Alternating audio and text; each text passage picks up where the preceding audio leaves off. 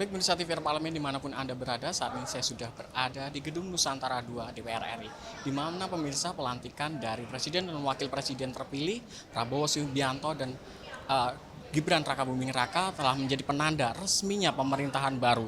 Dan dalam pemerintahan Prabowo sendiri nantinya akan mengusung tema besar, yaitu bersama Indonesia Maju menuju Indonesia Emas 2045.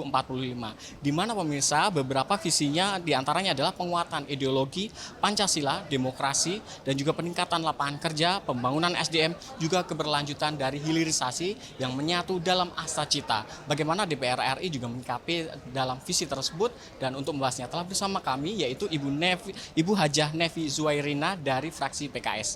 Ibu, bagaimana terkait asa cita dari Presiden ini dan DPR RI menyikapi seperti apa? Ya, tadi kalau kita lihat sambutan dari Bapak Presiden Prabowo bahwa ketahanan pangan, ketahanan energi, terus juga peningkatan sumber daya manusia dengan kita memberikan makan ya siang kepada anak-anak kita, terus juga untuk meningkatkan sumber daya manusia tidak hanya kita lewat makan siang tapi juga kita bagaimana tidak adanya pengangguran di negara kita, kemiskinan kita rendahkan kemiskinan. Jadi banyak hal cita-cita bangsa Indonesia di sini kalau kita lihat pada saat ini Indonesia tengah memasuki babak baru ya dengan terpilihnya presiden yang diharapkan membawa angin segar, membawa perubahan ya sesuai dengan asa cita yang tadi disampaikan. Ya tentu visi misi Bapak Presiden ini kita wujudkan. Terkait dari yang telah disampaikan Pak Prabowo kan juga menyatakan bahwa 8% dari pertumbuhan ekonomi. Bagaimana DPR menyikapi tersebut? Wah, ini kerja keras ya, karena memang selama hampir 10 tahun ini kita belum bisa ya, kita 5%, bahkan sampai 6% pun juga belum ya. Nah tentu di sini iya kerja keras luar biasa.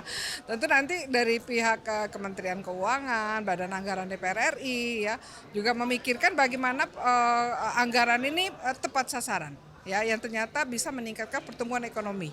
Ya, anggaran ini efektif, efisien, ya dan ternyata tercapai pertumbuhan ekonomi yang 8% tersebut. Itu yang penting. Terkait dengan swasembada pangan juga tadi juga disampaikan akan dicapai dalam target 4 tahun dalam masa pemerintahnya. Bagaimana?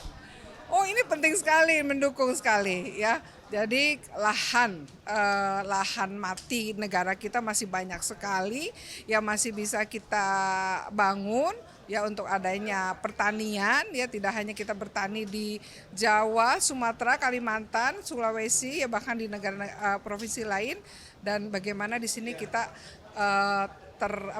terpancing dengan adanya teknologi canggih pertanian ya, ekstensifikasi ya pertanian ya, sehingga dengan lahannya sempit tapi ternyata bisa meningkatkan hasil pertanian yang meningkat.